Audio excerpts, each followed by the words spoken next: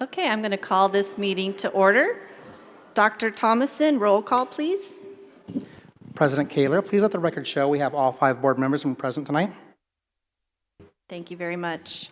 In a moment, we're going to have a moment of silence followed by the Pledge of Allegiance.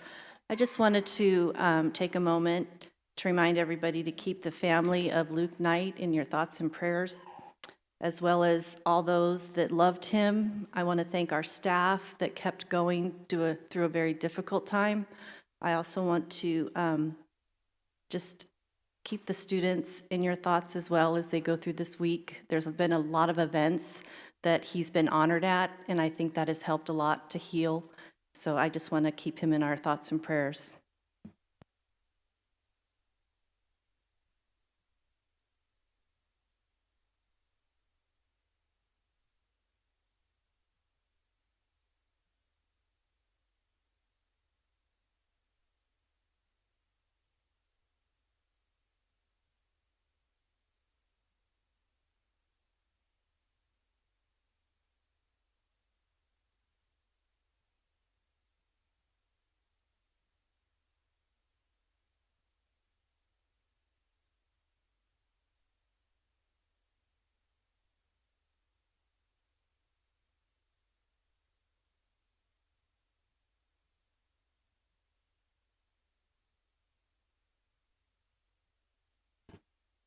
All right, we're going to move on to the approval of the agenda.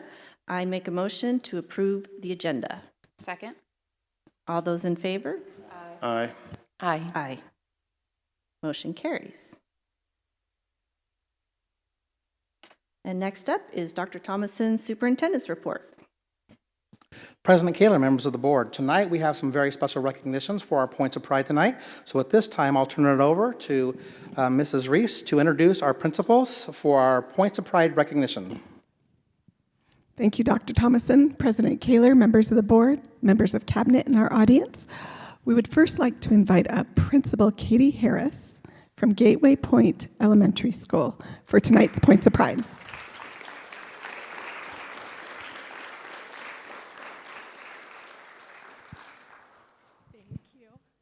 How are you guys doing tonight? We've got some fun celebrations with our staff in the back. The first one we want to recognize is our Teacher of the Month, or I should say our second Teacher of the Year. This teacher, I will tell you, has withedness like nobody else. You could put her in any classroom, and she would do amazing things with all our students. I say kids on both ends of the spectrum. She knows what they need. Parents request her regularly. She always has a smile on her face. And I always say she really has eyes in the back of her head. She is truly amazing, and we want to recognize Miss Taylor McBride. Please come forward.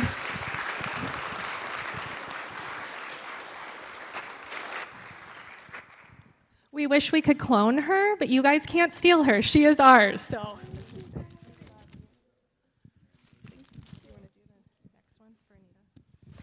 Our next Points of Pride is our school secretary, Miss Anita Melton. She could not join us tonight because she is serving in her community. But let me just tell you, Anita is the kind of person that you want to take with you anywhere. She works so hard for our students, for our teachers. She gives 110% every day with a smile on her face. Our campus is better because she is there. So we are so proud to call her a Gator, and tonight we just really want to honor her, so thank you.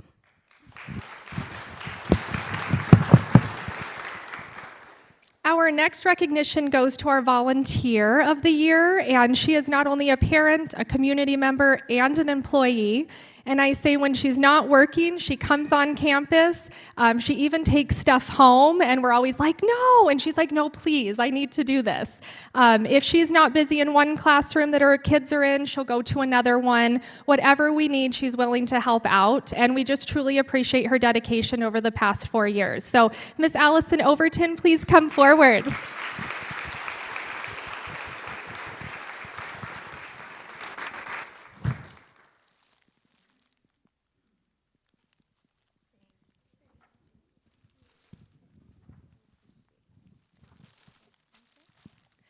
All right, and last but not least, our student, who I will tell you when he comes up, his smile will brighten everybody's day. He cares about everyone. He opens the door. He asks you how you're doing. He gives you compliments. He's a true friend to everybody, and if someone's having a bad day, he'll go up and ask them, or he hands out pictures of his dogs, which I think is the cutest thing ever. If you're having a bad day, he'll say, "Here, this will brighten your day," and we just truly love him. He cares about his own success, and he always asks what he can do better, and we're just so excited to have Miles Drucker as a 5th grade student and that we get you one more year. So come on up, Miles.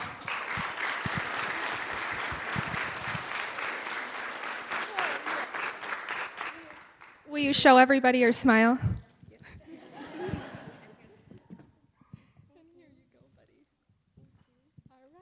Thank you, guys. We appreciate it. Oh, would you guys like to tell everybody who you brought with you? You can recognize your family.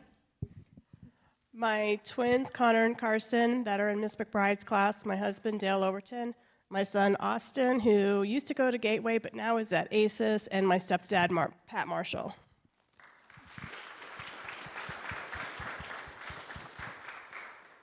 And I have my boyfriend Austin and our daughter Riley, who I'm sure you can hear this whole time, and they're in the back. All right, tell them that you have mom and brother and dad. I have my mom, my brother, and my dad.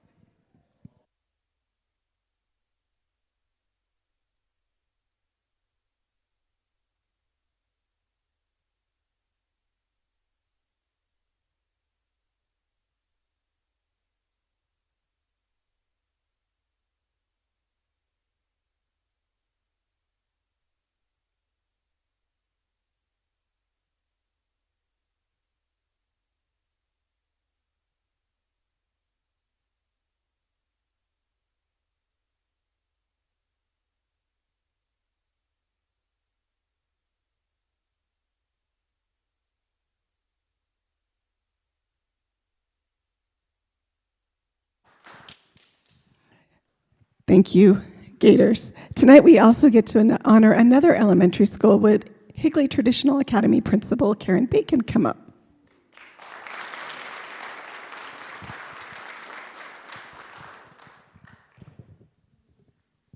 Good evening, President Reese, members of the board. Oh, I'm sorry. Wait, Kaylor. I apologize. We're here tonight to honor our points of pride, and we have 4 very important people to introduce to you this evening. The first one is our teacher, Kamala Nelson, and just let me tell you a little bit about her. She came to us a couple of years ago from Tempe Elementary, where she had a long, prestigious career, and she wanted to be closer to her home community, and so we snatched her up right away. And the minute she set foot on our campus, I gave her a very big job. She took on the responsibility of teaching a math course that we were developing as we were doing it, and did it with the most extreme expertise and sincerity.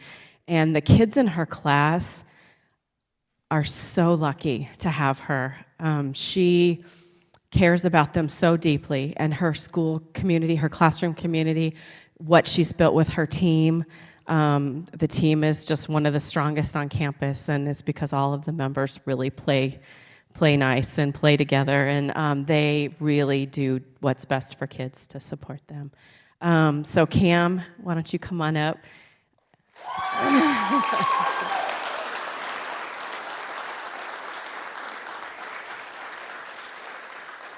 Cam's taken kids to Math League and served through some of our after-school extended learning opportunities, and we always get text messages with the greatest enthusiasm and so exciting how kids perform, and there's just a total level of community, and thank you for bringing that to our school.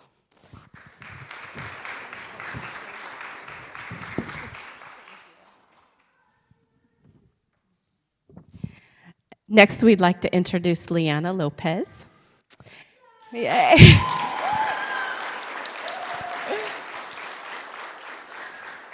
So Leanna started with us several years ago as a lunch aide, and then 6, and we liked her so much we asked her to work more hours. So we have her as our daytime custodial staff, and she's one of the most important people on campus. I have to tell you, the level of connection she has with kids when she spends time in the cafeteria at lunchtime is unprecedented. She never, ever has anything but a smile on her face. She's always willing. Even some of the jobs aren't that great. But she takes care of it with integrity and pride in her work. And we are just so incredibly lucky to have her as part of our team. Thank you.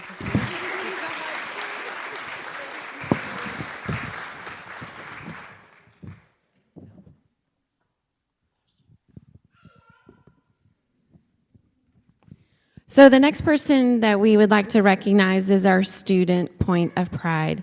At HTA, we live by RAISE. And for those of you that are HTA hawks, what does it stand for?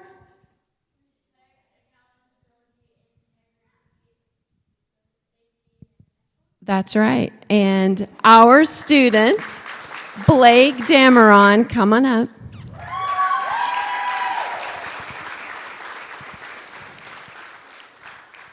This young man is a wonderful example of that every single day. He's a 5th grader at our school, and he is such a pleasant young man. And not only does he show raise, but he actually looks out for his fellow classmates, which is not something you can say about everyone. But if he continues doing what he does every day, we're going to see some great things from him in the future. Congratulations. There you go. And we have it.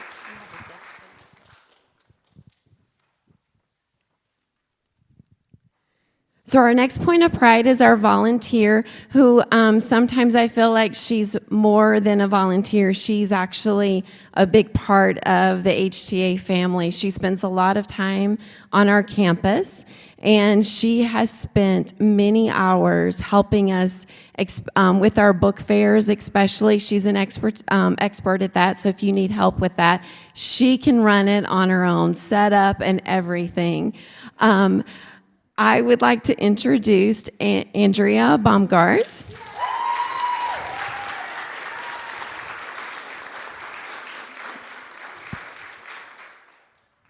She is amazing, and we are so lucky to have her children at our school each and every day, and it's a joy that you call us your home, and I'm glad we have how many more years?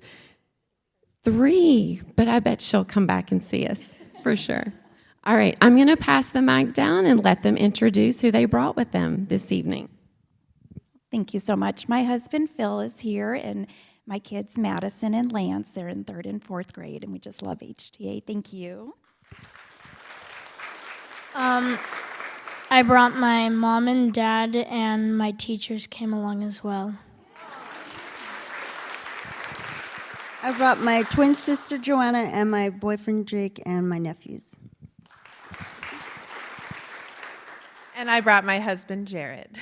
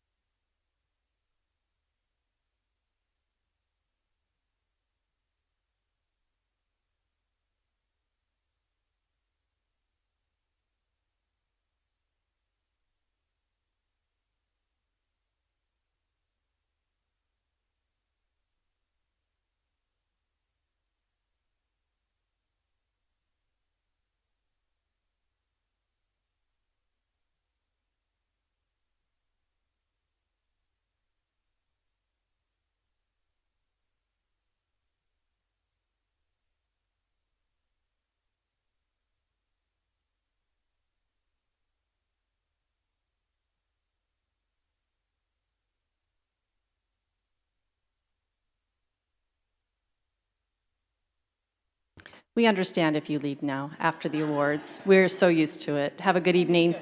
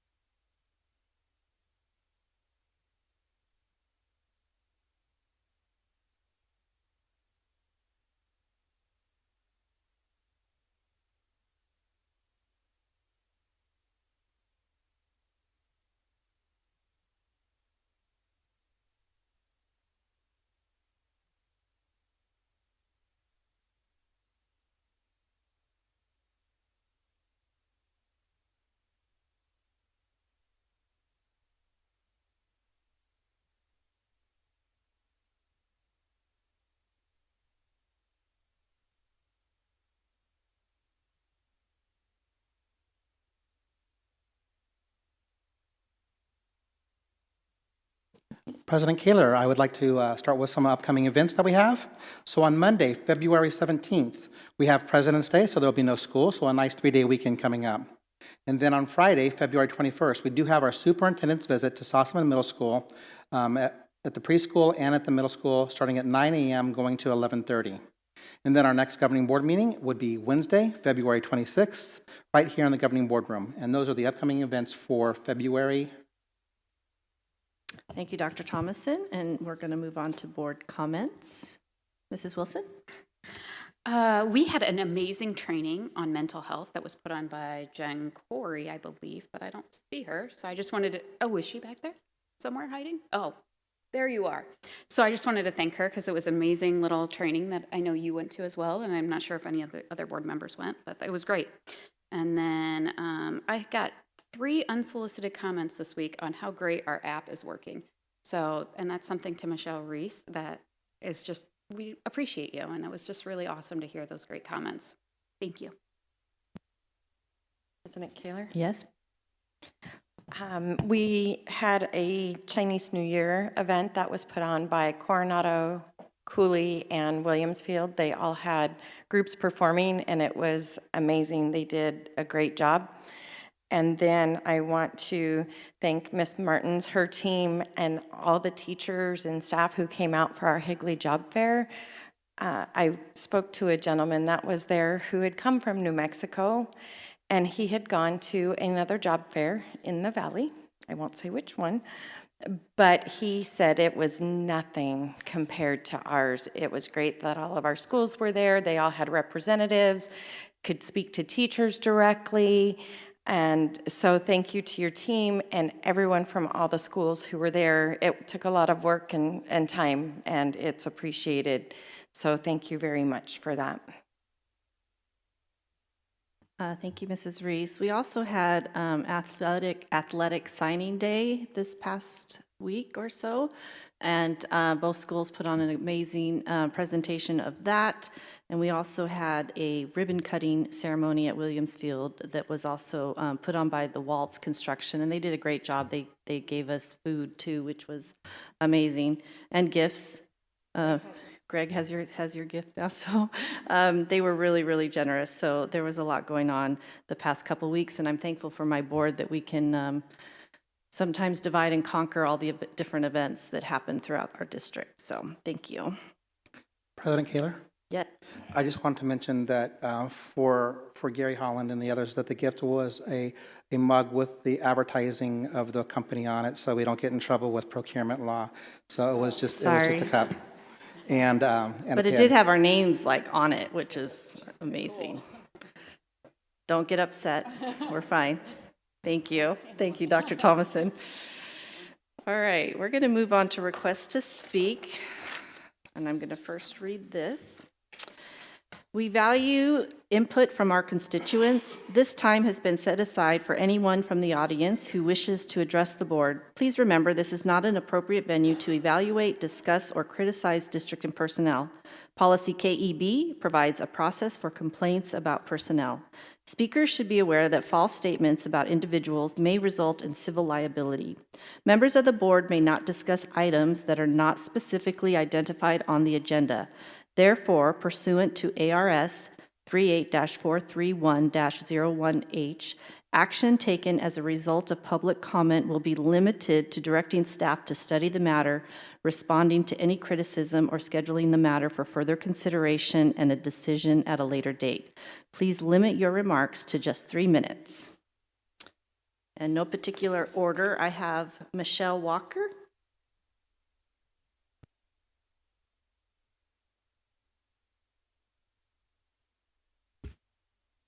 Hi, Madam President, Dr. Thomason, and members of the board. My name is Michelle Walker, and I'm here tonight in follow-up to an email. In follow-up to an email that I sent each of you last month after withdrawing my daughter from Cooley Middle School because she was being bullied and tormented there. Thankfully, at her new school, there's been familiar faces, but sadly, there's been 7 of them, and they all came from Cooley also. When families aren't left any other choice but to leave a school to stop the bullying so that they can feel safe again, when teachers have to break up fights and police have to be summoned to a school, we have problems. What are plans for managing these behaviors at Cooley? There's a code of conduct that the district has put out, and it's also a state law for anti-bullying. When you say you're going to investigate it, what does that mean? And who does that investigation? And what are their credentials for doing so? What's your method for following up to that? I know I just got a phone call. Yeah, sorry, we didn't see anything. What actions are you guys taking to address these issues? What supports do you have in place in these schools to help these kids that are being bullied? It's looking ahead. How are we going to transition those kids from Cooley to Williamsfield? My daughter hopes to go to Williamsfield, but are they ready for the mess that Cooley is sending them because they've allowed these behaviors to continue? It's been well documented that bullying and harassment can lead to thoughts of self-harm. These problems are serious, and they need your immediate attention. Our children and our community will be better if we work to create an environment free from hostility, but rather one where they can learn and where the teachers can teach. Not to mention, it's the law. We can't let these kids be tormented like this. What are you guys going to do? Thank you. Thank you.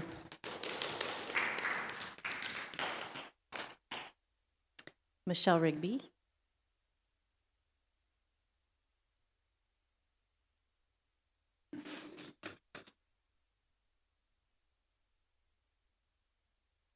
Look at that, it's gonna make me nervous. Madam President and members of the board and Dr. Thomason, and so good to see you, Don Foley. Okay, a little bit about myself. I'm the proud mother of 2 Higley High School graduates. My son, class of 2012, will be heading to dental school soon, and my daughter, class of 2014, started a very successful videography business and will be supporting her husband, Williamsfield, of 2011, through medical school. My 17-year-old is a student body president at ALA, which transferred to from Williamsfield her sophomore year. My 16-year-old attends Williamsfield as a sophomore and is involved in student council, cross-country, and track, and we love it there. My 13 and 11-year-olds transferred from Gateway Point to ALA 18 months ago. My 11-year-old says he would love to go back to Cooley, for junior high because he misses his friends. But with the bullying issues going on over there, there's not a chance I will bring him back. He would be eaten alive. He's just not strong. I have been here for 18 years and have a pretty good, strong reach. I stand here today representing more than just myself, but for the many, many community members that have reached out to me for help. I echo what Ms. Walker just said, but I would like to add a few things. I'm here tonight in support of my friends who have had children attend the middle schools in Higley that have been bullied. I am also here to address the issues of saving our kids. I work hand in hand with a guy named Colin Karchner, and I'm president of the Save the Kids Foundation. Colin goes around speaking all over the country to kids about topics from social media, sexting, anxiety, depression, and suicide. He has spoken over 700 times in school assemblies since the beginning of the 2018-19 school year. I had the opportunity to give the Save the Kids presentation to the students in Baghdad, Arizona. Yesterday, no one is immune from these issues, not even the tiniest of mining towns. One girl came up to me after the presentation and told me, I feel so called out by your presentation, by everything that you just said. After a short, sweet conversation, this sweet, beautiful girl who hopefully will stop using self-harm to hide her emotional pain. Colin received this message just today, and I thought it was pretty ironic. Hey, Colin, I have sad news to inform you. Someone at my school just committed suicide by train a few days ago. It was tragic, honestly, but I can't help think, why didn't the school do more? And why did we not help? And why did the kids notice?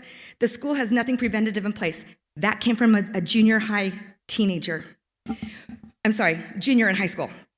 We need more peer-to-peer support training. Why are we not using the army of 3,000 students to tackle this problem? Our students are great and powerful. They are our greatest assets, and they want to help. And they will talk to each other long before they talk to an adult that they barely even know, if at all, in a crisis room. I believe that this will help our bullying problems, which can lead to anxiety, depression, self-harm, and suicide. This is my ask. First, a system-wide approach to peer-to-peer mentorship, something bigger than the Link Crew. And second, I ask that when a crisis happens, that we have been more proactive than reactive. This is not the last time one of our students will be affected. This is not the last time our students will be affected by death or by a loss. Let's prepare these kids with the needed coping tools before they actually need them. And the Luke night, I've got personal connections with that family, and it is very tragic, and I wish that us parents could have stood on the corner and let every single one of those kids coming into school, you are loved, you're beautiful, we want you here, stay, and for some reason that was shot down. Thank you, my time is up. Thank you. Next, I have Elton Dufro. Oh, he's the baby holder. Pass the baby.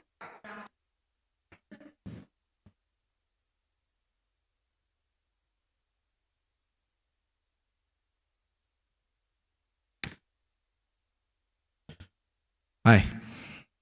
First and foremost, I'd like to thank the board for your time, for hearing me out about the issues that I have for myself, my family, the experiences we have at Cooley and current administrators. My name is Kavika Dutro, Elton.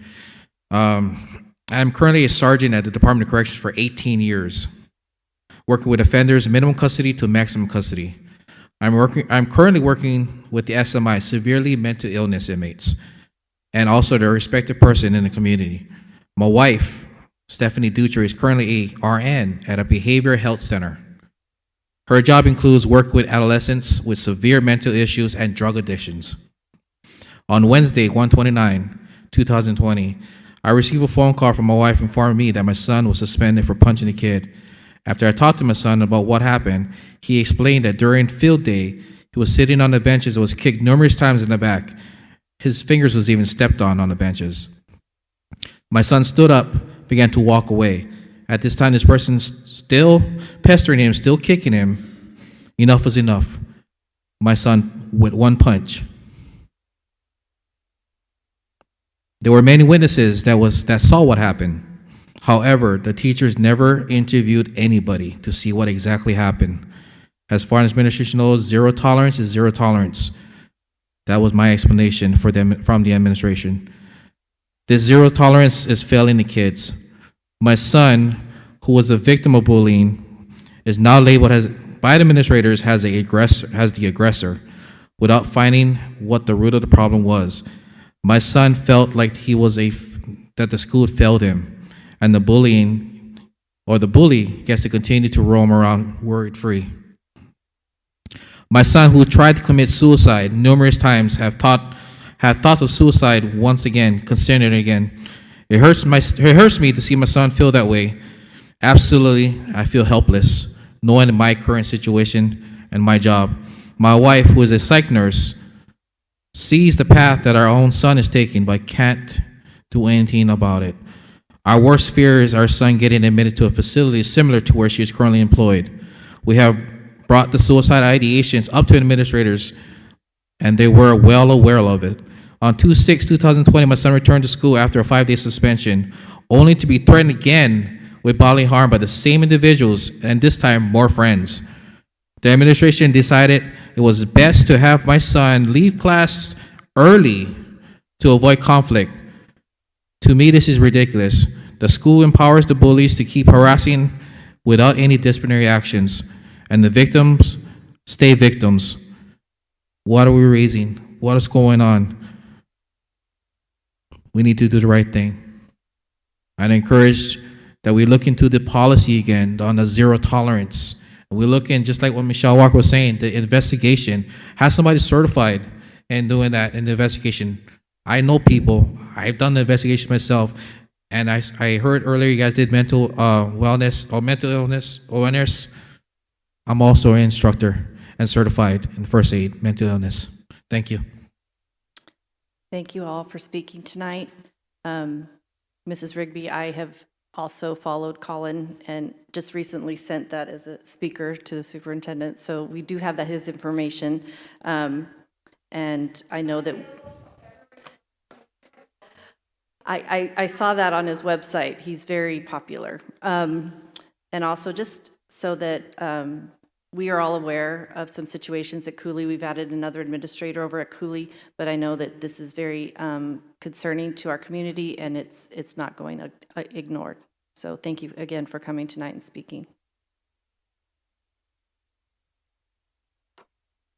Oh, there's one more. I'm so sorry. Oh, no, there's not. Okay, sorry. Yeah.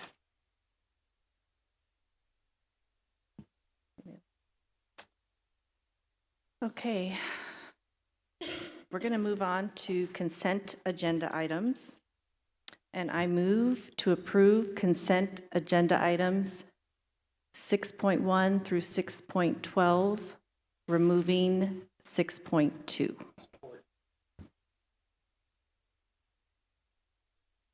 Any questions or concerns? All those in favor? Aye. Aye. You had your thing on. Did you have a comment? Okay, and aye, so then that carries 5-0. Carries 5-0. Now I'm going to move on back to 6.2. Correct, Mrs. Good? I make a motion to approve 6.2, removing just one line item under routine employment, line 2.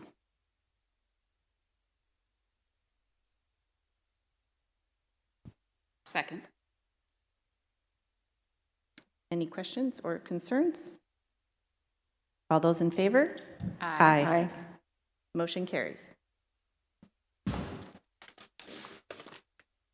So now we're going to go on to our action and information items.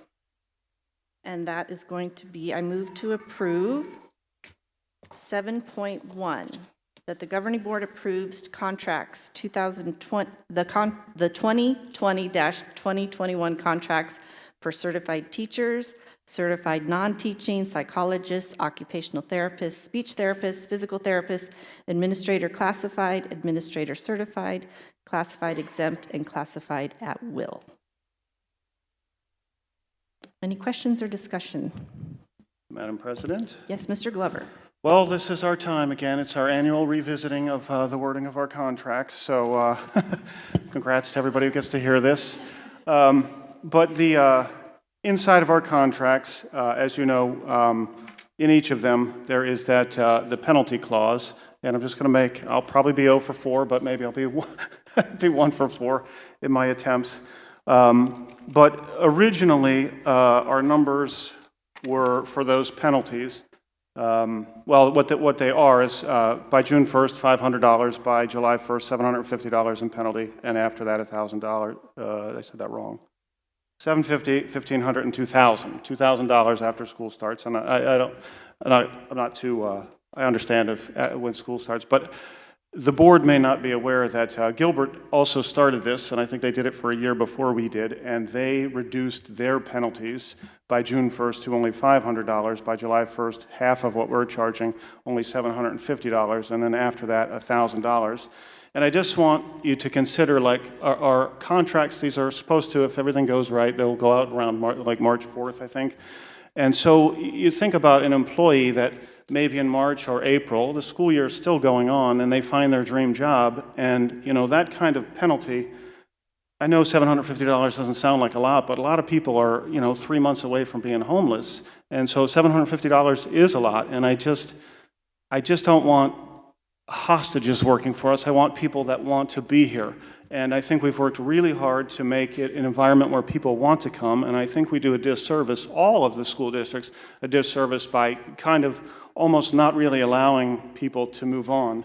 And furthermore, we have had, I checked with Dr. Thomason, and 11 instances of that this year, none of which came before school started, and we waived 6 of them. We waived 5 of them, and I think we charged 6 is correct. And you know, sometimes life happens, and I always will vote to waive the fee because people get married and move and life goes on or have to take care of a sick parent, and we never want to do that. But even the thought that they have to consider, geez, do I stick around or do I stay? So again, I would ask, would you at all be interested in either A, reducing our stipends maybe to at least match Gilbert's, or reducing them to 0, and then a penalty maybe after school starts. I would say $1,000 after school starts is fine, but would the board be open to any of that? President Reese? President Reese. President Kaler, thank you. I completely hear what you're saying, Mr. Glover, and I agree we get our contracts out early. I would be open to entertaining the idea of a penalty not starting until May, because it is important that we have our classes prepared and set, and we know who's coming and who's not. And then, because the other problem is at that point, we have someone who leaves. Well, everyone else is already under contract with their schools. So for us to find replacements is very difficult if the later that we know. But I would be willing to entertain the idea of a penalty starting May 1st. That gives a little wiggle room. And I don't know what you're talking about. This is everyone's dream job. So where are they going? But that would be something I would be willing to entertain. But I do think Ms. Martins and her team does a great job. And the ones that do have life that happens, that get married, that move, that have sick family, friends, we do have a lot of clauses, and that's why we do approve for them to be waived in those situations. So we look at having stability for our classes, for our schools and our students. Mrs. Wilson? I think it is really important that we do waive those fees when they do come before us, just like you guys said. And I think it's awesome that you went and got the numbers, because I have always waived them when Dr. Thomason and his board comes before us and says that this person needs it waived. I plan, or can I tell how I'm going to vote? No. Okay, never mind.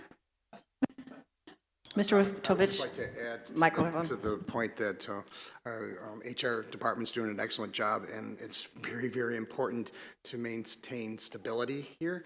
And the fees are in place, and I believe the fees are fair as what's going on, and I fully support the current policy that we have in place.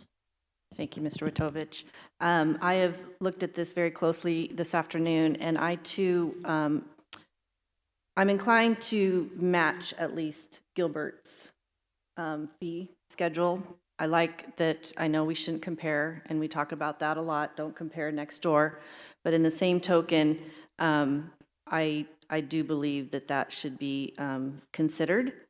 So, could you read that fee schedule again so I can write it down? Yes.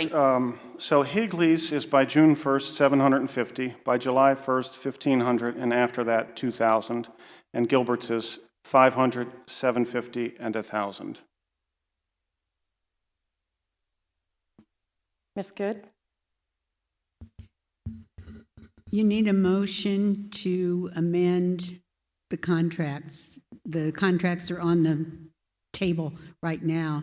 And if you're going to change the amount of the liquidated damages, then you need a motion to do that, and followed by a motion for approving the contracts. So you have to deal with the change in liquidated damages if there's going to be one.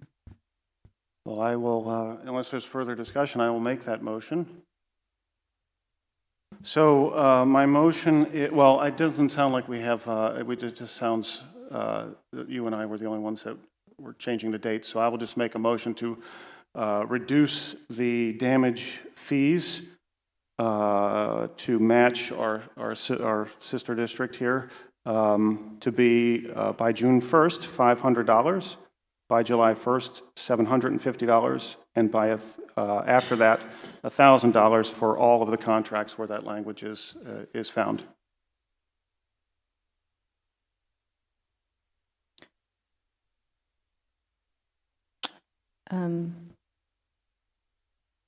The second. So now I have some discussion. You were saying the dates are different than our dates, Mr. Glover. No, he said 500 by June 1st, and then, no, we have 750 between March 28th and April 30th. So I want to clarify that motion because that was changing the fee and the dates. I apologize. You're absolutely correct. So all those in favor, we need to vote on that, correct, Mrs. Good? Or do I just amend his amendment? Amend. You could have. You have to ask him if he's willing to have you amended, and then you can amend the motion. Mr. Yes. Glover, will you be willing to amend your Yes, I will motion? amend those amounts to match the current dates that we have in the current contract, but the amounts to change from our fees to go to $500, $750, and $1,000 for the dates mentioned in the contracts currently. Second. Any other further discussion? Darlene, did you keep up with us? All those in favor? Aye. Aye. Aye. All those Aye. opposed? Motion carries 4-1. Thank you, everybody. It's okay. Go ahead. Tried for a long time. He's tried. He has tried a long time. So his last year here, we kind of appeased Mr. Glover. But now we need to go back and to approve the contracts 7.1 with the new language changing just the liquidated damages to 500 between March 28th and April 30th, 750 between May 1st and June 30th, and 1,000 if it's after July 1st. Second. All those in favor? Aye. Aye. Aye. Mr. Witovich, did you say aye? Okay, motion carries 5-0. Oh, he said aye. Said aye. Okay. He said aye.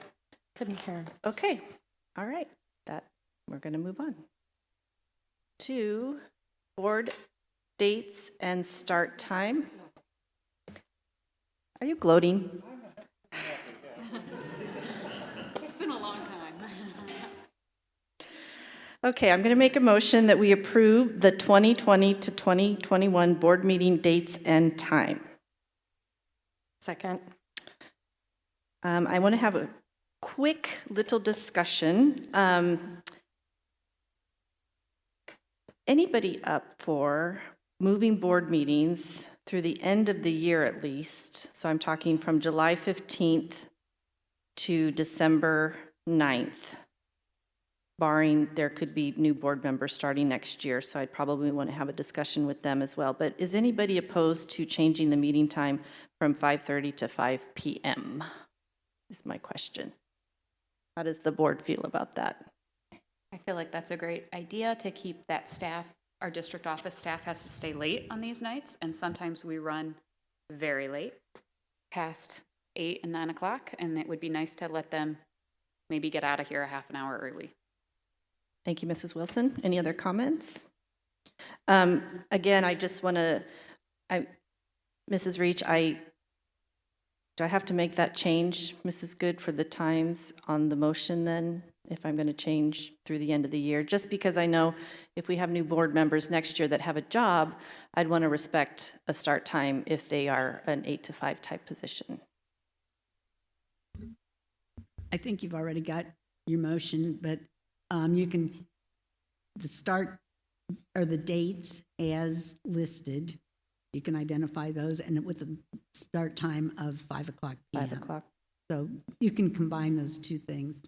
In one motion? In one motion. Okay. So I don't have to vote on the previous motion. I'm going to make an amendment, another amendment. I'm going to make an amendment to,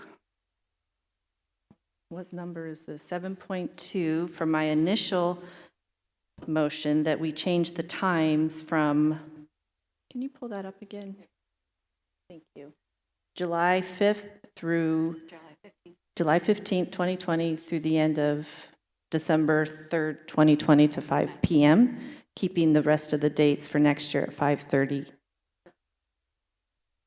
Oh, except for the board retreat. We'll keep that at 8 a.m. And I'll still second that. All those in favor? Aye. Aye. Motion carries 5-0.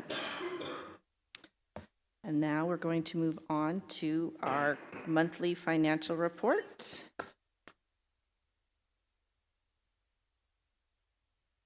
Does anybody have any questions or concerns for Mr. Holland?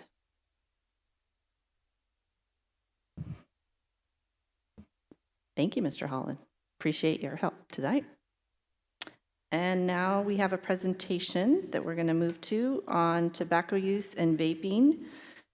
And this is going to be presented by Mrs. Corey and Mr. Tannenbaum and Mr. Fields. Thank you for being here. Mr. Witovich and I had a meeting a couple weeks ago on this particular subject, and so it was great information that we heard, and we wanted to make sure that the rest of the board also got the same information. So thank you for being here.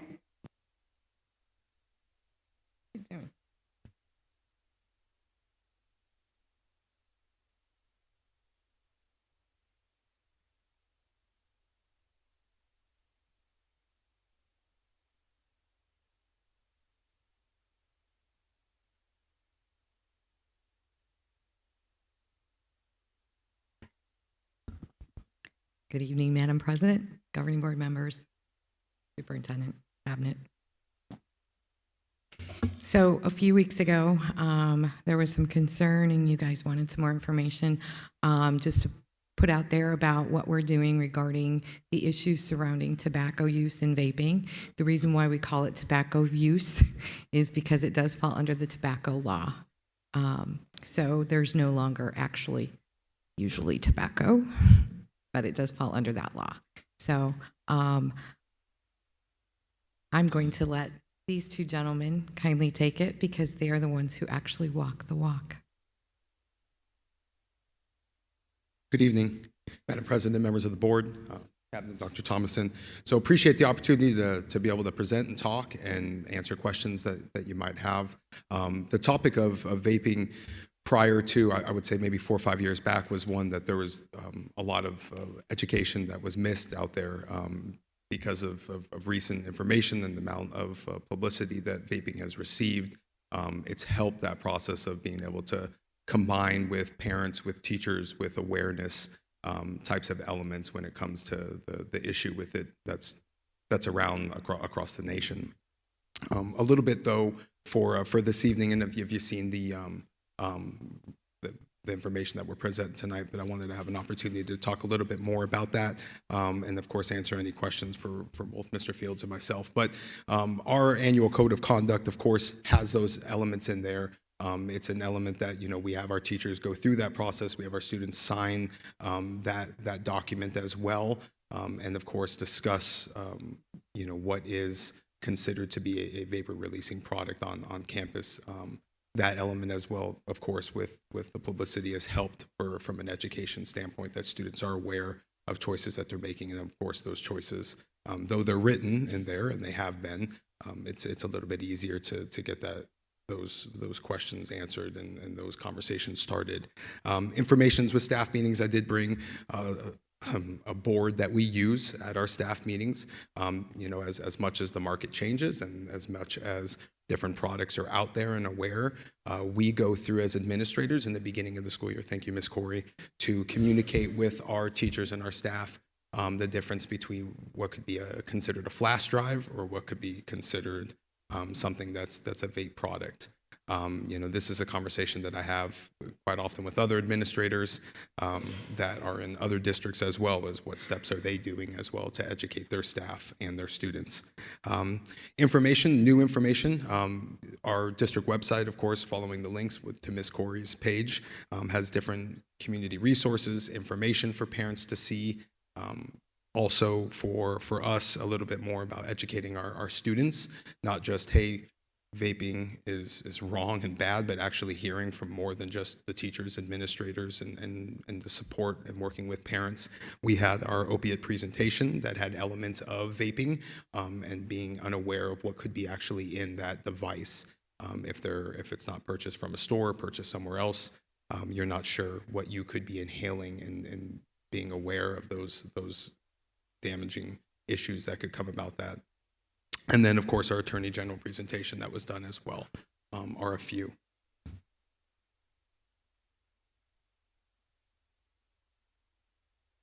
Good evening, President Kaler and members of the board. It's no surprise that I have the bathroom slide. If you remember last April when I came down from Alaska to interview, that was the repeated topic from my conversation with students to my conversation with staff, to my conversation with parents.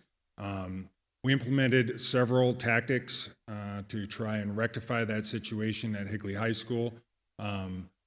First and foremost being the sweeps of the bathroom. We utilize our security as well as our administrative staff in between class periods to go and sweep bathrooms. We will actually assign bathrooms to different individuals of our team to go to in between each class period, and have since the last month have switched that up to also address students that are not only caught vaping in the bathroom, but might be just loitering in the bathroom. We're bringing them down to the office, explaining to them that's not acceptable place to loiter, to hang out, to spend time. If you're not using the bathroom or washing your hands, you will be brought down to the office. We keep a spreadsheet there. Students that are repeat offenders are dealt with school consequences. At Williamsfield, they have hallway-specific passes that they use to keep students from using different bathrooms other than the ones nearest to their classroom. Both schools utilize the first 10, last 10 rule, where we're not allowing students to use the bathroom during the first 10 minutes of instruction or the last 10 minutes of the class period. We, of course, are asking our teachers to limit it to only one student at a time down to the bathroom during class. Williamsfield has the ability to lock their bathroom doors and have used that. At Higley High School, we currently don't have that, but at the slide at the end, you'll hear about we've requested that, and that is coming through Higley High School. Okay, so next up is our data. You can see all the way back to 2016, 2017, the numbers have at first grown with the introduction to access to vape pens for students, but in this school year, they have actually greatly reduced.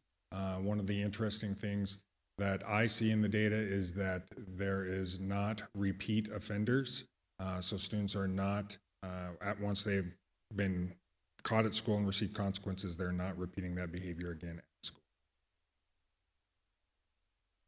Pretty much same data there as well, is to see that there's been a reduction. I think that's a positive element to see. That comes from the commitment between the school and the parents and the communication, the opportunity to have our resource officer involved when those situations come up and they need his services as well. The piece too, to of course see, is that with the campus as large as both of ours, we're talking about a very small percent of the population. It's one of those elements that of course is well known and seen, and depending upon situations within a restroom that might have taken place, In the end, for us, it's 0.7% of our student population now. Though it's out there, of course, and maybe we don't see every student, which you can't. The piece is, though, is that this is a very small amount of our population. We have, 98% of the students who are making the correct choice and doing the right thing. And then we have other students that are being teenagers and making poor choices and need to learn and need to be educated and need to be supported and need to have a fresh start when they come back after an opportunity where they've made a poor decision. Can I ask a quick question here? There's a huge drop, and I'd like to believe that it's because they're not, but I think they are. I think they've just gotten ahead of us a little bit. I see, change in policy practices, and I do think some of the preventative stuff you're doing is working.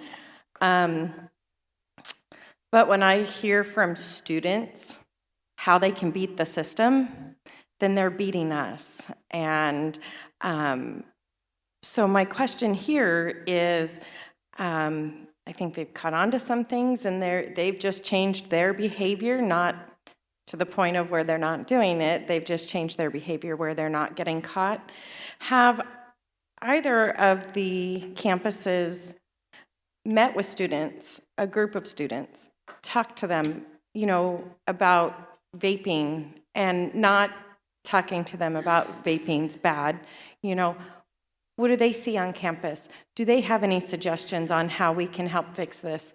And not asking them for, well, tell me who's in the bathroom vaping, or who's in the little corner behind the stairwell, and things like that.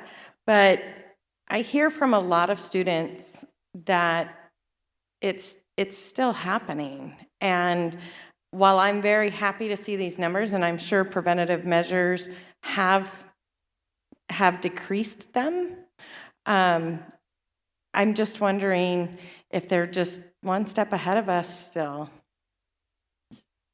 Vice President Reese, that was exactly one of the questions that I said too in reference to statistics, that shame on me once, so I'm not going to get caught a second time.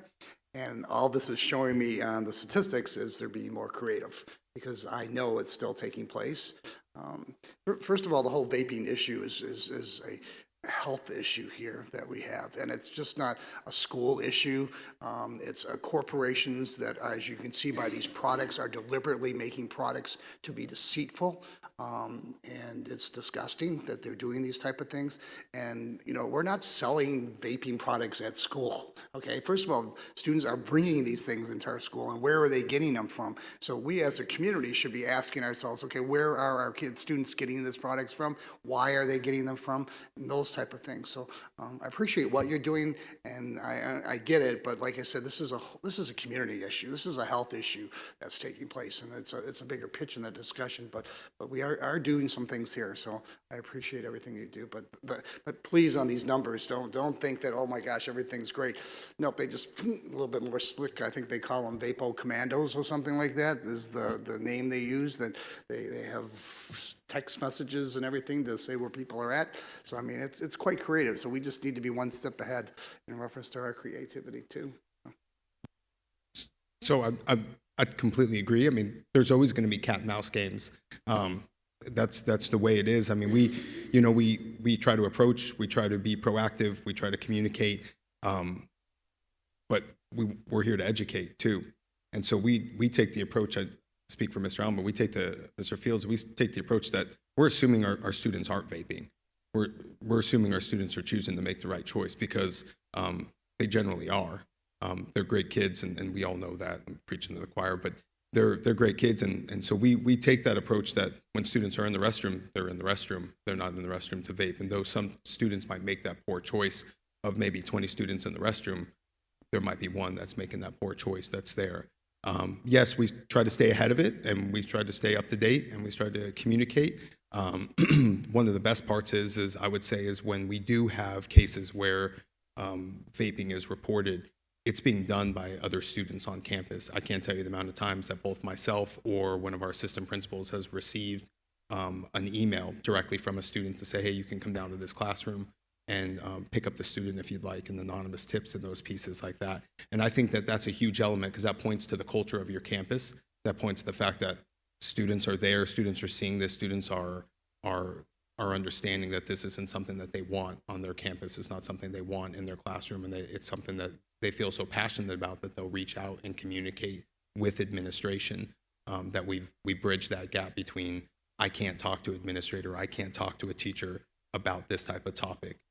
So when I see those pieces, we very much appreciate it. We happen to see them quite often on our campus. But to answer the question regarding the cat and mouse and those pieces, yeah, they're there. They're there, of course. But you do your best to try to catch those pieces. You do the best to be up to date with those elements. But we do our best to also focus on the fact that there's so many of them that are making such great choices and doing the right thing. So included in the packet is also your middle school data. As you can see, it's a little bit less, but tends to run the same trends, but wanted to be included because that was part of the discussion when first asked about the information. So talked a little bit about the reporting, the anonymous reporting that'll come in. They'll have the SAFE hotline as well that Ms. Corey will communicate. Some students, if they might not feel comfortable emailing myself directly, they'll email the SAFE hotline, which is Ms. Corey, and she immediately then forwards it to us. And we've had a number of situations that have worked out for us to be able to work with the student and to be able to have some productive conversations with them as well as their families. When found vaping, that's our opportunity to work with the parents. When students are choosing to make that choice, it's our opportunity to educate, maybe not in your normal setting of a classroom, but to be able to educate and work with the family on what was found, what's taking place, what we've talked about. And then there's also the opportunity to then bring in our SRO in those situations, and that's an outstanding element for us to have and a resource for us to have on campus, is to be able to have them involved in that piece. From this and from our work with the town of Gilbert, there's been the communication regarding counseling opportunities that the town offers 6 free sessions for any type of counseling service that's set up there for them, and that could be revolved around vaping, or it could be a variety of different topics.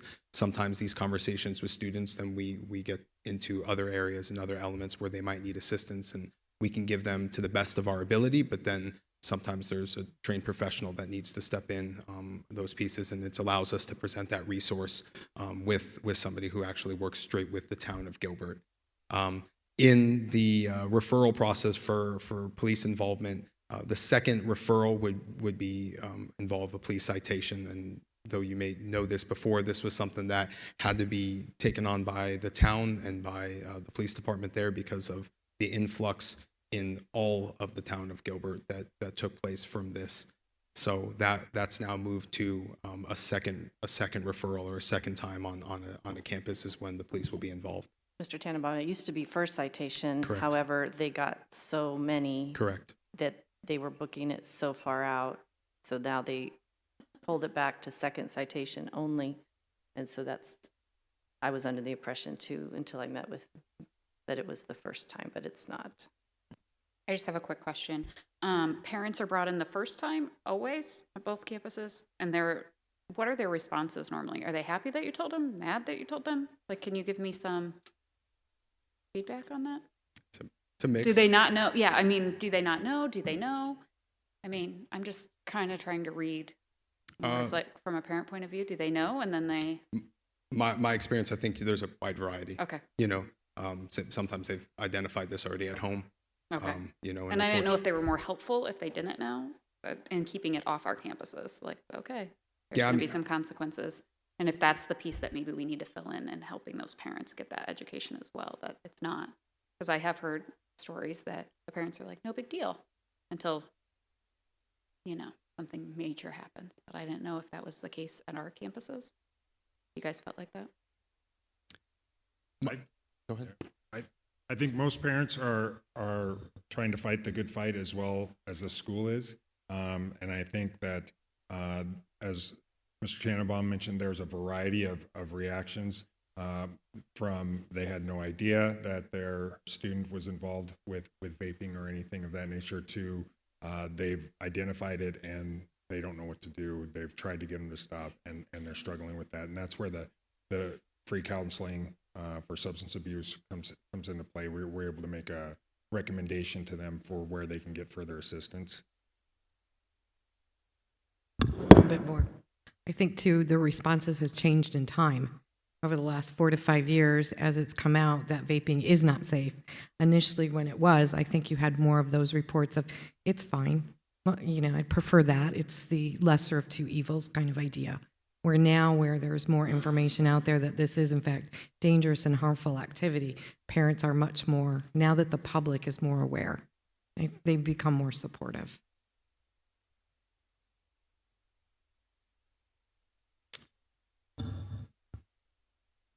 No more bathrooms. No, wait, I am talking about bathrooms. Well, a little bit. At some point, I will move on from bathrooms. So I mentioned earlier, we are working with the district to get locks for our bathrooms so that we can control access to those problem areas when they become problem areas. Right now, we currently don't have that ability to lock our bathrooms. So after school, a bathroom might be locked to prevent that from being an unsupervised location. I want to talk about the 99% of our students who are making great choices. And what we're trying to do is limit the opportunities for the 1% that aren't making great choices. Because the reason that I end up talking about bathrooms a lot is because that's an unsupervised area, obviously for those reasons as it is the place that it is, but it's an unsupervised area and that's where students will go to make those poor choices. They're not going to do them next to their teacher, next to their administrator. They're going to do them in the unsupervised area that they can find. So the idea behind locks is to be able to control or limit the number of unsupervised areas on campus. They won't be locked during the day? Is that, well, how does Williamsfield do it? Do they lock the bathrooms during the day? So there's certain areas of campus. So it's mostly limiting in the morning that we'll have plenty of bathroom access for people, but we want to be able to supervise those areas a little bit better, and our ability to lock will be able to do that. We post signs on what restrooms are available. Also, too, with the split lunch schedule, there's an access, you have to have an access into the building, of course, but we would like some of those students to maybe use a restroom where it is in a very easily supervised area for them. The campus is not so big that they can't walk across our nest to that area. So that allows us to limit that, allows us to supervise it even easier in such a big lunch time. You know, anytime you have 900 to 1,000 students out on lunch, they of course need the ability to use the restroom, but so do the students that are in class between it. So that's how we kind of use those pieces there. Something with not having maybe an upstairs restroom open during a lunchtime, but a downstairs restroom open because it makes it easier for our security, for administration, for teachers to go in and out. Thank you for that, because we've had some of your high schoolers come last year at senior breakfast, and they told us that you lock the bathrooms, and I didn't understand quite right. But thank you for that explanation, because now I understand, and I can explain to them why we do that. Thank you. So one of the other pieces coming is a anonymous text number that will allow that 99% of the students that are making good choices and don't want those things to be occurring in the bathroom to send an anonymous text to administration and security reporting a particular bathroom or occurrence of something that shouldn't be happening on school. We're in process, we have the signs, we have the text number set up, but we're in process of developing a proper rollout for students. What we've heard from other schools that we got the idea from was that if you didn't roll it out properly, you got a lot of false reports and negative things came from. So we want to make sure we do it properly the first time so that it's effective. We are working with the district to install cameras outside of the bathroom so that we can monitor who's in there. A lot of times you'll encounter an odor or something of that nature, but it's not possible to tell who was just in the bathroom. Cameras would allow us to go back and review that and then address those students appropriately. And then we're also working with Williamsfield, discussing the options for consequences. Are what we're doing currently appropriate? Is it effective? Should we consider in-school suspension or Saturday school for a first violation? I hear Saturday school is just not liked by our students, so It is a better deterrent. I really do kind of like that idea as I sit more on it, so awesome. Any other questions? Yeah, I just have a couple, as the three of you are quite knowledgeable out there. What is the talk as far as from community level, state level?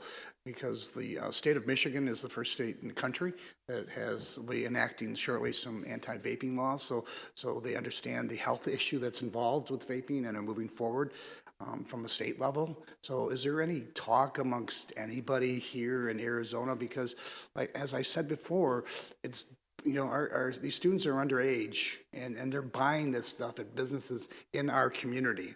So, I mean, is there any discussion anywhere else besides us that are trying to make some effort to address this health issue here? I mean, are you guys hearing anything out there? Is there any organizations? Is anything we can do as a board, you know, as far as to have conversations with people about this? President Kaler, members of the board, there are several things that we've done from a district standpoint. I have met with representatives from the House and the Senate for Arizona to talk about legislation. That is some of the legislation that's been acted recently upon with raising some of the ages and talking about getting rid of some of the flavored tobaccos and flavored juices, they call it, for the vaping pens. And so we've looked at that. I'm also working with some of our attorneys and some of our insurance companies and taking a look at having Higley Unified School District join the class action lawsuit against some of the companies that are providing some of these things. And that would be something that other school districts in the state have also done. And they just found a loophole in the law for vaping that it was the refillable ones. So that now they're buying the one-time use because they can sell that now to under 21 because they changed the law to over 21. But it was only on the refills on the cartridges. So now if they buy a one-time use, that didn't apply. So they found loopholes with that. I just wanted to ask, the PSAs, can you give me an example? I know both of our high schools have video production. You guys put on, I know you guys do announcements. I know sometimes they're heard and sometimes they're not, but both schools have amazing video production classes and everything. For the PSAs, are we utilizing our video production classes, having the kids create PSAs with obviously data, not opinions, but based on facts that we know about it? Because kid to kid is a lot more impactful than adult to kid. Yep. So we have shown district created videos on our Friday announcements done by the studio. And that's also how our plan is to roll out the anonymous tip line, is to tie it with some information about the negative effects of vaping, but to have it done by our students in our video production classes. In closing, can I just thank the three of you for what you've done and for the information you shared with us today and for being proactive out there in our school. So thank you so much.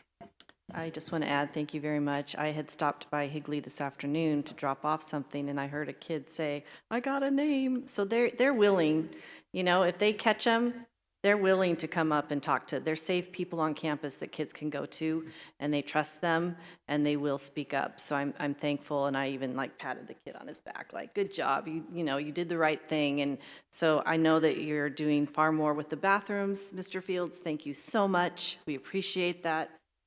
That's not going to be a topic of conversation this year with our senior class. It's just not. So anyways, thank you again. I'm glad you were able to present to the entire board tonight. Thank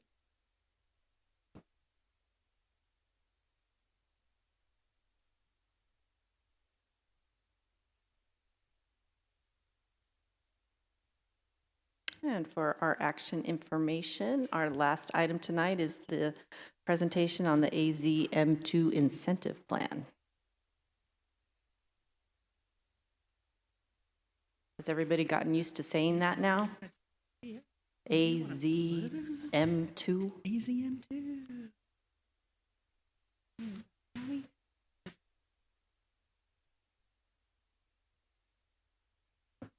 We've got a team.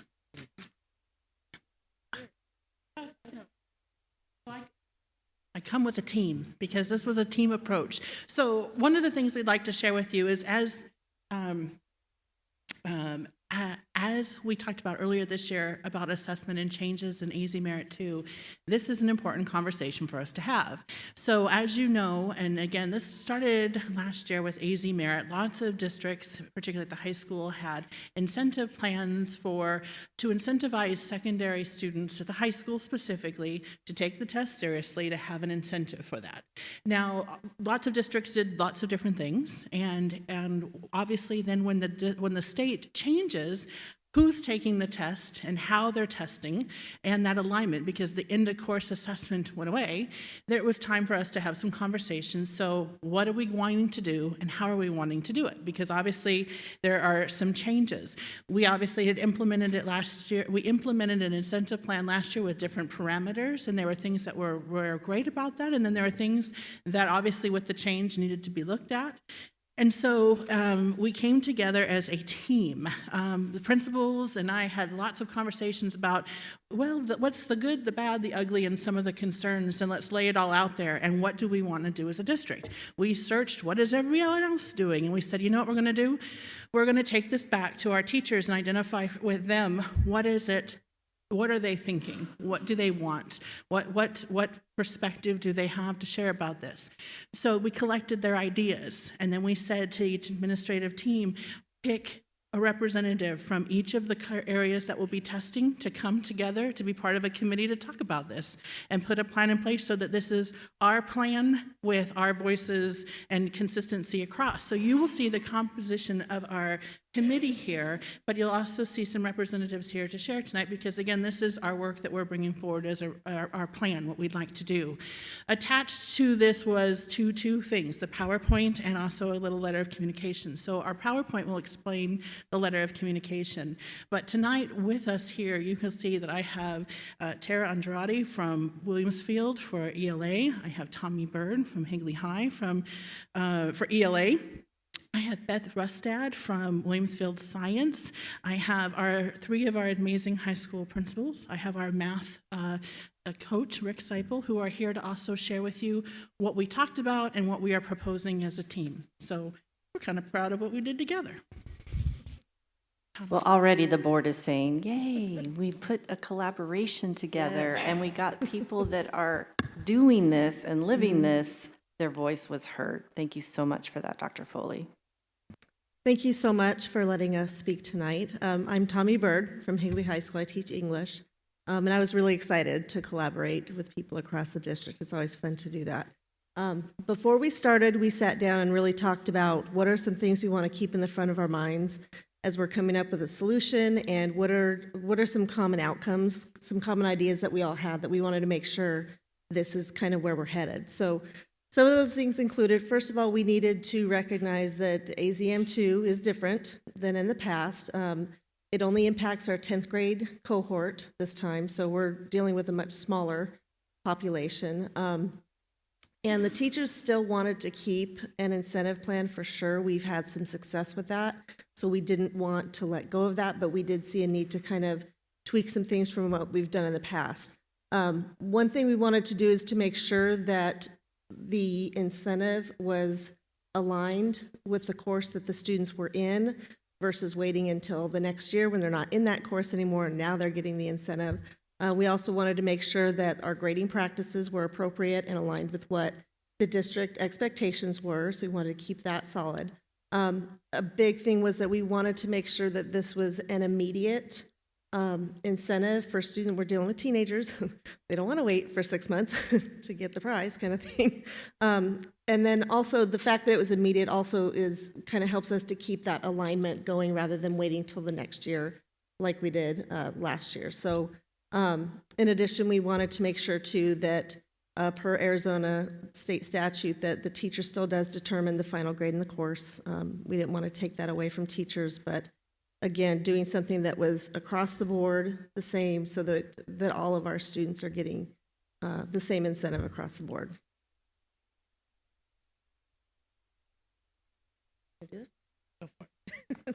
Okay, so we talked about that the AZM2 is different. So again, the AZM2 English is going to affect our sophomore students who are in ELA 10 or Honors 10. The AZM2 Math, again, sophomore students, and regardless of what math course that they're in, they will be taking the AZM2, which is algebra, geometry. And then the Ames High School Science is for the 10th graders who are in biology. It is just 10th graders, right? Yeah, just 10th graders who are in biology. It is. We have anyone in biology. We have 10th graders who are in biology if they haven't taken it before, and anyone in 9th grade who is biology. So anyone taking the biology class who hasn't taken it before has it. One of the nice things that we were able to do, because it was 10th grade, again, I have charts and numbers of exactly what courses each of our 10th graders are in for math and ELA and for science. So we know exactly how many students are impacted, and we know exactly how many students, for instance, who would be like in a pre-calculus class. So for those 5 students, what would that mean and how would this impact them? Because they will be taking that test. And again, they're in a different course because AZ Merit is no longer an end of course assessment. But again, talking with our content experts, our teachers are saying, yes, but in our final, there would be algebra, geometry review questions that would be connected to that as a review. They felt comfortable that when we were looking at every single course, because we have it by by content, that there was, we know exactly how many kids are impacted. And again, this is different because it's 10th grade or the Ames Science. So we know exactly which courses and how many students. So what do we want to do? So, Madam President, members of the board, Dr. Thomason, thank you for having us up here again to talk about this. But the idea is, first and foremost, we're not going to move any students to failing based on the AZM2 test or the Ames Science test. That's not the intention of this. So no student will move into a failing grade as a result of this, and we want to make that very clear. The scores are based on their proficiency level, so there are a myriad of names for them, but it's essentially a 1 through 4 category. If you get a 1, you get a lower score, you get a 4, you get a higher score. But again, no one's going to failing as a result of that. And the end result, and the way we've done this in the past, it has helped the majority of students to move upwards. So they move upwards a level as opposed to dropping down a level. And it's one way to get buy-in for the students. So it would be 10% of the overall grade. So the other part that we are proposing is that part of the second semester final is the other 10% of the final grade. In our district, we have 20% set as our final overall grade for each semester. So we are proposing to split that in half so that 10% is coming from the AZM2 or the Ames for classes to which that is applicable. And then the other part comes from what the teachers use for their final. And that's a combination of teacher-made finals and even district-made assessments as well. So you'll see that what this does is this maintains the incentive for us to do well, because doing well on this is a reflection of, we believe a grade reflects what a student knows and is able to do. So what we're wanting is incentivizing you to do well on this test that is aligned to your state standards, because you're doing well on this test if, and notice the little caveat, if the state scores are back in time, which we have been, with all due respect, we have the dates that say it shall be, but with the understanding that for those students, obviously with that date is available, that half of their final score would be from how they did on that AZ Merit. Again, we had a lot of conversations with our team saying that obviously we're being consistent across. We're using a same score scale process here. The idea that this would be consistent for everyone will be taking a final again, and this would be part of it. Obviously, normally the final in most cases is 20% of their final grade. So everyone would be taking a grade. If you do not have an AZ Merit score, your final is 20% like it normally would be. So again, everyone is taking a test. There will not be not taking a final exam. It's the incentive to do well, which was really important to the teacher team. And in addition to that, along the lines of one of the previous slides, teachers still retain the letter of the law when it comes to what goes into their grade book. So they are the final choice on what a student gets. So in the end, after all of the calculations of the 10% and the 10% and the remaining 80%, it still comes down to each of these individual teachers decide what their grade book looks like, and that's state statute. So that was one of my questions, I guess, is like there's a student that's like an 89.56%, and then they kind of, maybe they are stressed out on the day and do terrible. President Kaler, we had an awful lot of conversation about the fact that this is one, again, that this would be a consistent plan formula that we would use, but that the preponderance of evidence would be what the teacher uses to make the final grade, and that they would reserve the right to do so. This would be just an incentive that would, again, as we've worded this, that will incentivize you to do better, because the better you do, it is counting toward your grade, demonstrating mastery. So with the understanding that if that is the only score that is out of line, teacher reserves the right to, at the right score, obviously, but the grade, they interpret the grade. It's not pre-plugged or predetermined, but it's more consistent and between both campuses. President Kaler, may I? All right, I'm going to say some crazy stuff, so let me give you a compliment first before I go off on a tangent, okay? First of all, thank you. You guys were asked to do something and you did it, and I think you did a good job and it's fair. But let me just throw this out there and we can think about it, and maybe someday this dream of mine will come true. It does. We've seen it earlier. So we're incentivizing something that perhaps we should put an end to. You know, these are tests that our teachers don't write and really technically aren't even allowed to see. We should write our own assessments, and we should teach to the standards, and I would be happy to let the chips fall where they may in Higley. The mammoth amount of time and money and effort that we have put forth on these exams with, I would say, very little corresponding results in terms of gains.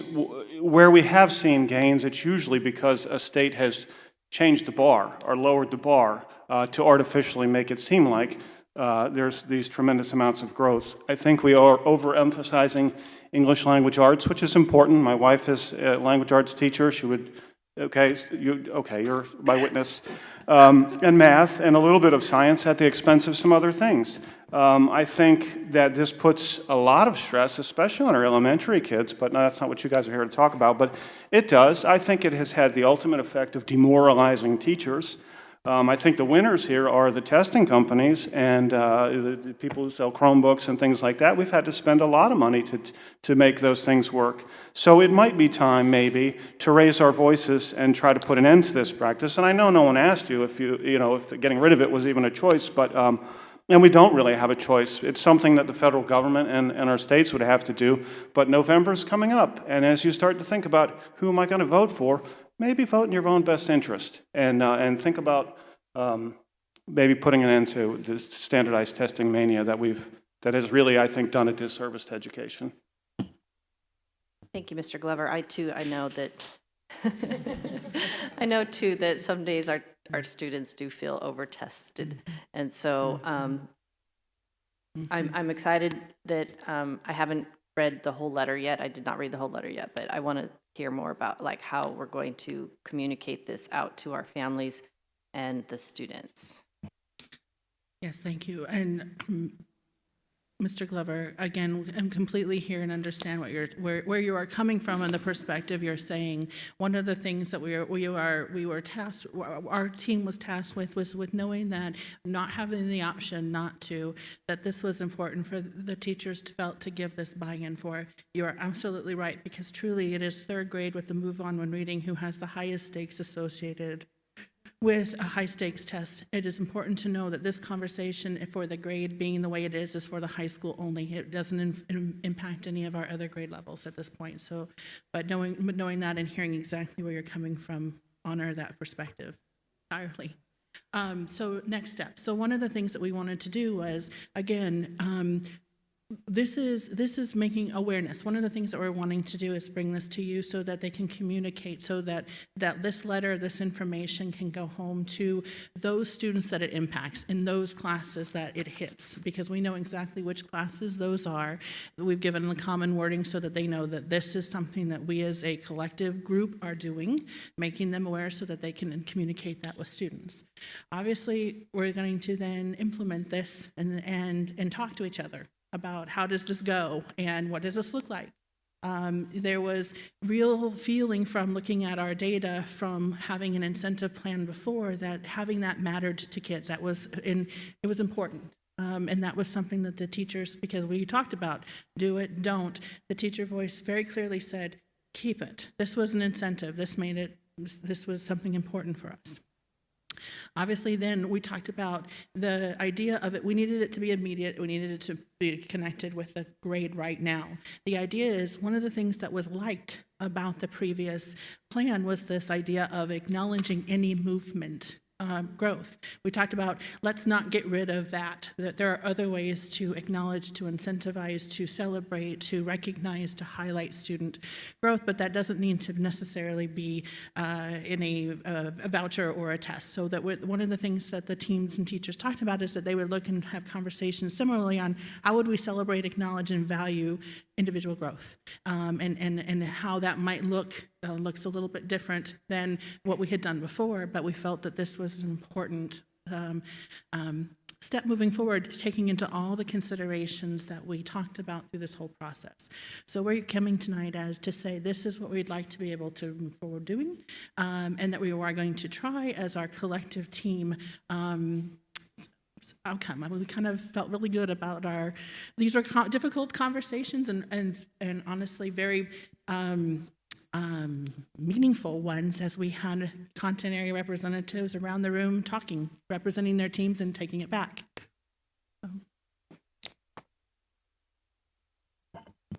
I just wanted to echo. Thank you. Yeah. One thing that Williamsfield has done, and I know Higley has done that in the past, and we've talked with Mr. Walker and Mr. Fields, that Mr. Tenenbaum and I have gone around along with Mr. Stengel and Mr. Ray in communicating this, go directly one-on-one with each individual class and giving them a presentation and showing them our gains and showing them our data from the past, and to show, hey, you guys did this. This is on you guys as students.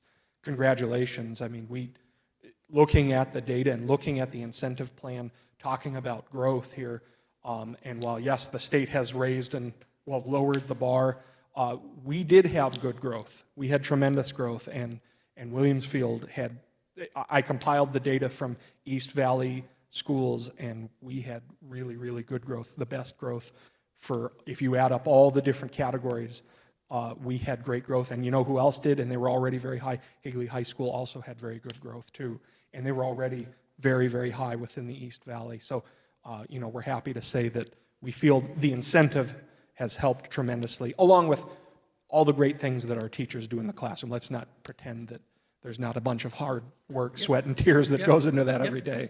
So, but yeah, the biggest part of that we like to get to the students, along with sending out pushes and sending out emails and posting the letter on the website, but is to go to the class and give the kids a forum to ask us questions as administrators.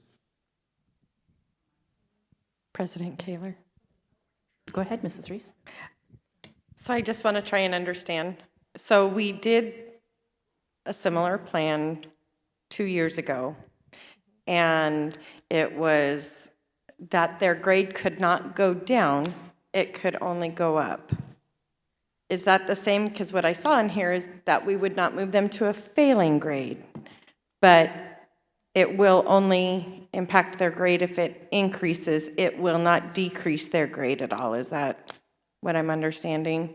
And again, one of the things that has been done is that there's a common percent placeholder in the grade book, so that regardless of, again, consistent with whether it's Ames or AZM2, how they would put that in the grade book, and it'd be 10% of the grade. So the percentage likelihood of it doing substantial damage to a grade is very, very minimal. Hence the importance of the idea that, again, overarching, if this is the single point, then that we allow the preponderance of evidence to allow the teacher to give the best grade. Sure. Okay. And then we had, like I said, we had this incentive plan, and then this last year, these vouchers came. So those vouchers are going, and we will only have this, and it only affects, like you said, pretty much our 10th grade Our students. 10th grade students. And So it doesn't matter which class they're in. Right. This is whether part it's of- honors, Right. anything like that. Correct. Even the kids that are highly Exactly. rigorous, Everybody will correct? be taking, So this if is they're a in cohort pre-cal. test.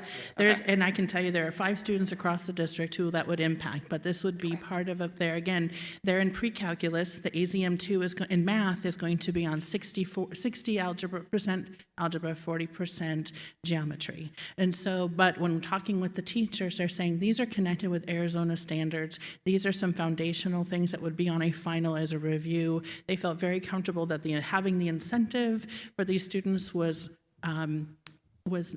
positive, not negative, and didn't have any concern that those students wouldn't do well. And I know there's only 5, but will those teachers identify those 5 students and know, like, okay, they will be taking this test, and maybe be able to give them some review of those things? So then this is probably more. Yeah, so Okay. we've already identified them. I know in Okay. talking I know with it's our only math 5. I know it's not Yeah. a huge number, but I am concerned about those 5 students Right. since it is such a small number, Right. to make sure that they're being taken care of as well, like our other kids. Thank No, you. absolutely, yeah. And we've already compiled our math, because it's more common in math, but it happens even in English as well. We have some accelerated students in English who are, but there are larger pockets of students in English, whereas in math you see it more spread out because it's more individually based on where you're placed in math. So yes, we've already gone through and we figured out who those students are, and the game plan is exactly that. We're going to make sure that they've got what they need in order to be successful. Perfect. Thank you for clarifying, and we appreciate everyone's input. And it is important that we understand how it impacts you guys and your thoughts, because if we're doing something from a district level and you're like, what am I doing here? So we really appreciate you taking the time and being open and honest and sharing your thoughts and helping create something that you can stand behind and support with our students. So thank you. One more comment. Dr. Foley? I too want to just echo, thank you for vouchers going away, because that was just so confusing for me when my children were coming home telling me, I have a voucher. What do you get? Coffee? What are we getting here? But also, I just kind of tried to read through the letter. We're not going to put anything about teacher has final discretion. We want this to be more just focused on. Was that a discussion that took place? This was, and the teachers had input on that letter and that wording, and we wanted to keep it that way with the understanding of implementation, but the idea being that we wanted this to be an incentive. Right. What we liked about this plan was that it retained the need for the incentive, but it also was connected immediately to this year. It's connected with a final. It's connected to the grades. We know the students it impacts. So we felt like this kept all of what we valued. In one place. Yep. But if a parent calls me and says, oh my gosh, Yes. which we will, we'll probably get some phone calls when this rolls out. Yep. Is it our discretion to possibly say, relax? This usually only goes up. If it were to go down, if your child had a bad day, there's always that piece of teacher discretion. Is that okay to say to a parent at this point? I mean, Yes. they're listening. My thought would Maybe be 5 is of to them. listen to them, but also to direct them to myself or to their child's teacher or to their administration, who would be able to answer this, so that we can reinforce again. This is Calm them meant down. to yes. Okay, The thank you. intention behind that is to acknowledge. Yes. Acknowledge effort. Thank you. Thank you again so much for the collaboration that was put into this. We really appreciate that. Great team. Thank you. Yep.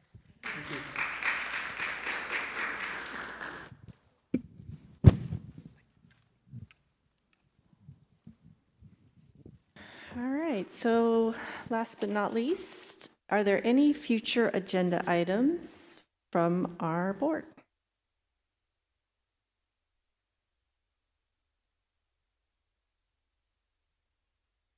We still have quite the busy calendar coming up. So next up in February, Come Hungry, I believe, Dr. Thomason, is that correct? That is correct. I see food service at the back of the room, and they will be presenting some of their favorites to us. Well, we will come hungry then on February 26th. Thank you so much. And with that, I move that we adjourn. Second. All those in favor? Aye. Motion passes. Have a good evening. Thank you.